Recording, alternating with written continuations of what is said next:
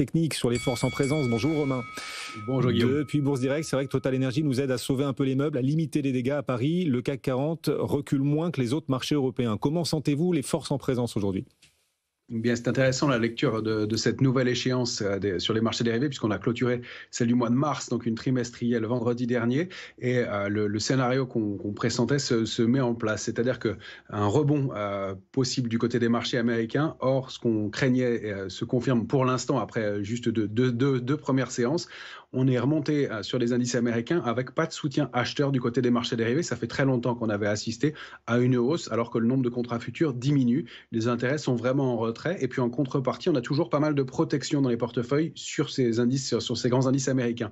Par ailleurs, on a laissé un gap baissier ouvert lundi sur la volatilité, ce qui laisse à penser qu'on pourrait avoir des petites répliques baissières, à nouveau des épisodes de volatilité un petit peu marqués sur les indices américains.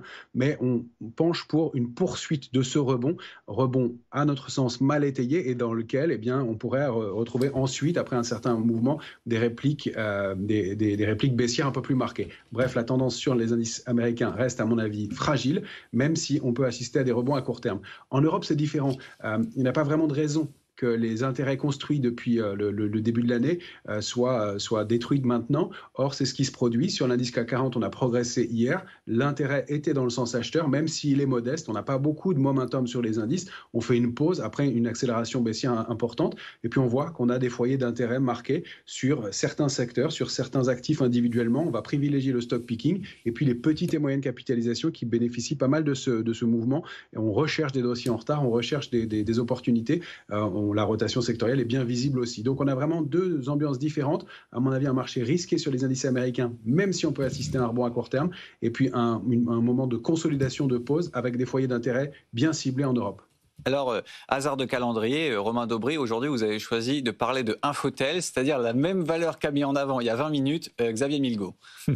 Alors, pour tout vous dire, je vous avais parlé d'Infotel lundi déjà, mais je veux bien en reparler avec vous. J'avais prévu de vous parler aujourd'hui de TF1 et de Métropole Télé, qui ont des comportements graphiques intéressants. Mais pour Infotel, je vous confirme que le parcours est intéressant. Infotel, c'est un titre qui s'est stabilisé au-delà d'un support majeur à 37,40, qui a buté contre une résistance à 44,30 depuis quelques semaines maintenant, et qui s'en est affranchi, et qui forme une petite pause aujourd'hui, et qui préserve toujours ce niveau. C'est à notre sens toujours un mouvement de throwback, on vient se réappuyer sur la ligne de coup de la figure avant de pouvoir réaccélérer. Et dans ce contexte, les premières cibles graphiques nous permettent de viser au moins 49 et puis des extensions en direction de 51,20 voire 55 tant que ce niveau de 44,30 est préservé en clôture hebdomadaire.